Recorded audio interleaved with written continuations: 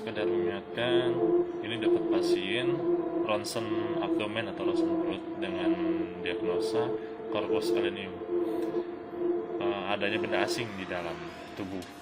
Nah, ini kasus wanita yang sering pakai hijab tapi jarum pentolnya ditaruh di mulut dulu. Kenapa? Ketelan jarum pentolnya. Ini ya, kelihatan nggak? Nah,